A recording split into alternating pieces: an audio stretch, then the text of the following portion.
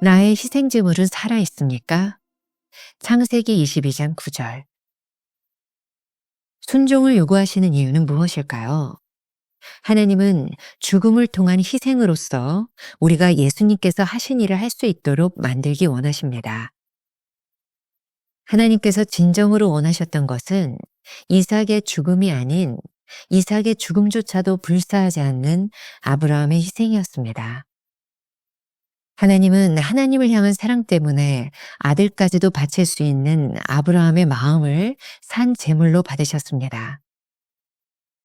주님은 어느 곳에서도 모든 것을 버리기 위해 포기하라고 말씀하지 않으십니다. 가장 가치 있는 단 한 가지, 곧 주님과 함께하는 삶을 위해 모든 것을 포기하라는 것입니다.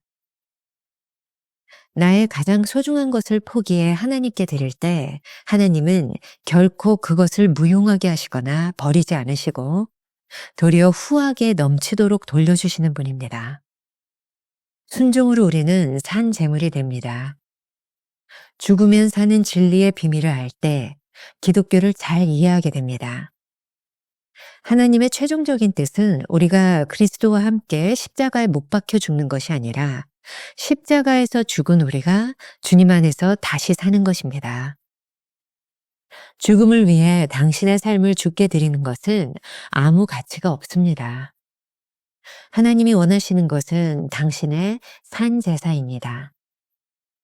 예수님을 통해 구원받고 거룩하게 된 당신의 모든 능력을 하나님께서 사용하게 하십시오.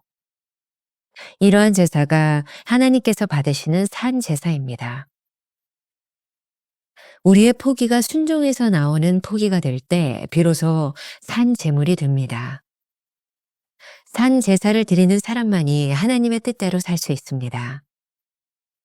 아브라함 역시 모리아 산에서 드린 산 제사로 내가 이제야 네가 하나님을 경외하는 줄을 아노라 라는 말을 듣게 됩니다. 성도가 져야 할 십자가는 이렇게 사랑의 고백을 받으시려는 하나님의 애절한 초청에 순종으로 응답하는 것입니다. 김병삼 목사의 매일 만나 365 오늘 8번째 시간이 되겠습니다.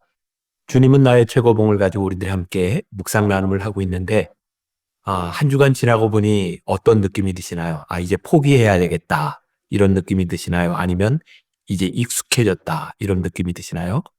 제가 조금 여러분들에게 권면드리고 싶은 것은 이왕 우리들이 잘 묵상하기 위해서 여러분들이 주님은 나의 최고봉, 우리가 보통 주나최 이렇게 얘기하는데 이 책을 한 권 가지고 있으면 도움이 되지 않을까. 그리고 여러분들에게 소개했던 계속 묵상 시간에 많이 언급되고 있는 순종의 길이라고 하는 오스왈드 챔버스의 전기입니다. 이건 제가 오래전에 읽었던 책이고 새로운 책은 순종이라고 하는 제목으로 나와 있을 겁니다. 또 이 책을 기록한 B.D. 챔버스를 찾아서라고 하는 오스왈드 챔버스 아내에 대한 이야기도 책이 나와 있는데 여성분들에게 특별히 이렇게 관심이 갈 만한 흥미로운 책이라는 생각이 듭니다. 또 여러분들에게 소개하지 않지만 제가 이런 두 개의 두꺼운 가이드북을 가지고 말씀을 준비하고 있습니다. 제가 오늘 조금 있어 보이지 않나요? 네, 열심히 준비하고 이 말씀이 우리들에게 영적 자양분이 되기 위해서 노력하고 있으니 함께 따라오면 좋을 것 같습니다. 오늘 제목은 나의 희생제물은 살아있습니까? 굉장히 어려운 힘든 제목이기도 합니다. 마찬가지로 계속해서 오스왈드 챔버스는 그의 묵상 가운데 한 두 개의 대지를 가지고 이야기를 하고 있는 것 같아요. 그 첫 번째 대지의 주제는 순종을 요구하시는 이유는 무엇일까? 하나님께서 우리에게 원하시는 것은 무엇일까요? 우리가 종종 잘못 생각하는 것이 있습니다. 하나님께서 우리들에게 원하시는 것은 단순한 희생이 아니라는 거죠. 그런데 우리는 자꾸 희생하면 죽는 것을 생각합니다. 깊이 생각하지 않으면 이 죽는 것과 희생의 차이를 구별하기가 쉽지 않을 것 같습니다. 오스왈드 챔버스가 오늘 쓰고 있는 한 문장이 있습니다. 하나님은 죽음을 통한, 혹시 여러분들이 책을 보고 있다면 이 통한이라는 말에 주목해 보세요. 하나님은 죽음을 통한 희생으로서 우리가 예수님께서 하신 일을 할 수 있도록 만들기 원하십니다. 죽음이 아니라 죽음을 통한. 바로 이 부분을 설명하기 위해 챔버스는 오늘 본문 말씀 이삭을 제물로 드렸던 아브라함의 이야기를 끄집어내고 있는 것 같습니다. 하나님께서 아브라함에게 진정으로 원하셨던 것은 무엇일까요? 이삭의 죽음이 아니라 이삭의 죽음조차도 불사하지 않는 아브라함의 희생을 요구하셨다는 거예요. 이 부분의 구분이 우리들에게 분명해져야 될 것 같습니다. 하나님은 이삭의 죽음을 제물로 받으시기를 원하신 것이 아니라 하나님을 향한 사랑 때문에 아들까지도 바칠 수 있는 아브라함의 마음을 산제물로 받으셨다는 거죠. 자, 챔버스의 이야기를 또 인용합니다. 주님은 어느 곳에서도 모든 것을 버리기 위해 포기하라고 말씀하지 않습니다. 가장 가치 있는 단 한 가지, 곧 주님과 함께하는 삶을 위해 모든 것을 포기하라는 것입니다. 여기에 아주 중요한 챔버스의 생각이 들어있는 것 같습니다. 오늘 말씀을 묵상하면서 올해의 묵상을 잘 설명해 주는 이야기가 하나 있다는 생각이 듭니다. 오래전에 읽었던 이용규 선교사님이 쓴 내려놓음이라고 하는 책에 보면 2005년 몽골 베르흐 지역에서 예배드리던 중에 일어났던 한 사건을 소개하고 있습니다. 읽어드릴게요. 벌러르라는 자매가 예배 시간에 땀으로 뒤범벅이 되어 교회에 들어왔습니다. 그녀는 기도를 통해 몇 달 전에 듣지 못했던 귀가 열린 자매입니다. 그런데 하필 예배가 있는 그날 귀한 소를 잃어버리게 되었습니다. 그 자매는 소를 찾기 위해 사방팔방 이리저리 뛰어다니다가 어느덧 예배 시간이 임박한 것을 알게 되었습니다. 자매는 소를 찾는 것을 포기하고 예배를 지키기 위해 들판을 가로질러 숨이 턱까지 차오르게 예배당으로 달려온 것이었습니다. 이영규 선교사님은 이렇게 기도를 했습니다. 소가 아닌 예배를 택한 그의 믿음의 결단을 부끄럽게 하지 말아주십시오. 예배를 마치자마자 놀랍게도 밖에서 소 울음소리가 들렸습니다. 잃어버린 소가 집이 아닌 예배 초소로 스스로 찾아온 것입니다. 소가 아닌 예배를 택한 순종으로 소녀는 예배와 소 두 가지를 함께 얻는 축복을 누릴 수 있게 되었습니다. 자, 이 책에 벌러르 자매의 입장에서 소를 포기한다고 하는 것은 같지는 않겠지만 마치 아브라함이 이삭을 제물로 드리는 희생만큼이나 커다란 포기가 아니었을까요? 우리의 문제는 하나님이 원하시는 희생 제물이 무엇인지 알아도 그렇게 쉽게 드리지 못한다는 것이죠. 아브라함과 벌러르 자매의 이야기가 우리에게 분명히 말하고 있는 것이 있습니다.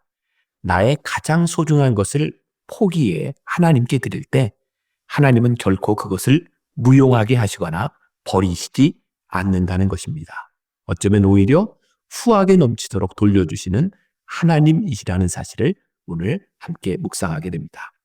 자, 함께 펼쳐보겠습니다. 김병삼 목사의 한 줄 노트. 우리에게 순종을 요구하시는 이유는 단순한 포기가 아닌 주님과 함께하는 삶을 위한 것입니다. 이 문장을 좀 기억하고 하루를 보내도 좋을 것 같습니다. 두 번째 주제, 순종으로 우리는 산제물이 됩니다. 기독교를 가장 잘 이해하게 만들어주는 것은 죽으면 사는 진리, 이 비밀을 아는 것이라는 생각을 합니다.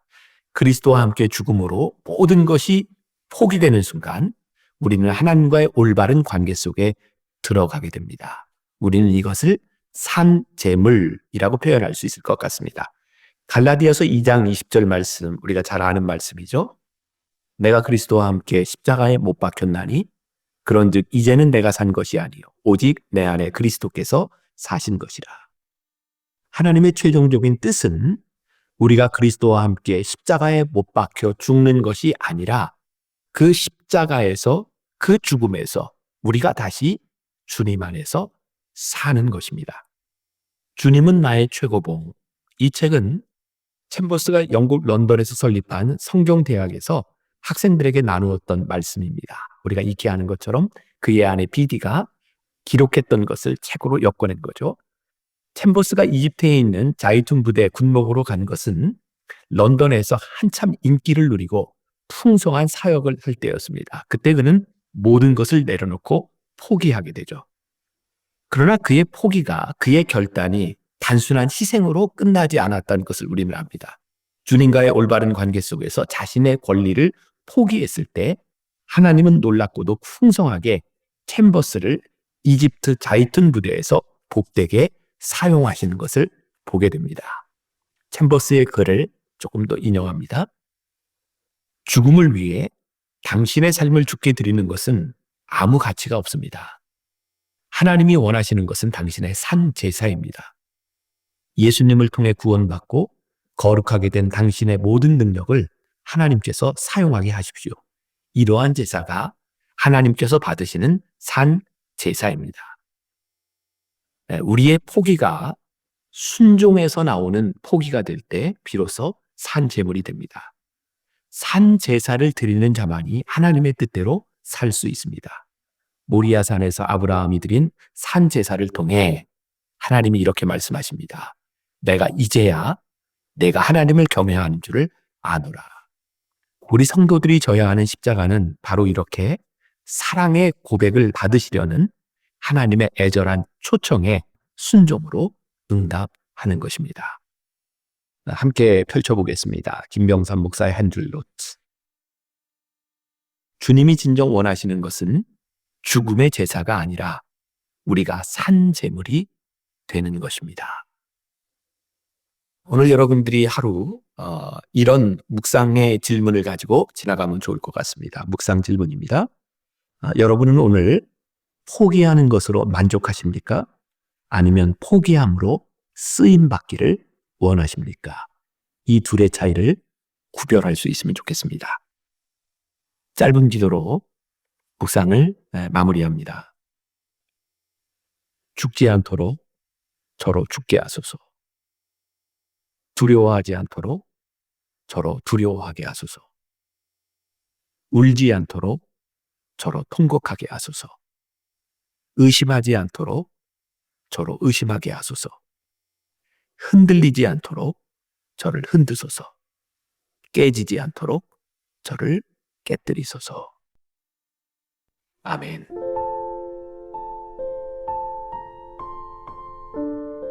순종을 요구하시는 이유는 단순한 포기가 아닌 주님과 함께하는 삶을 위한 것입니다.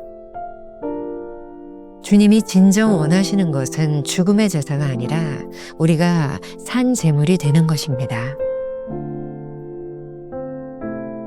당신은 포기하는 것으로 만족합니까? 포기함으로 쓰임받기를 원하십니까?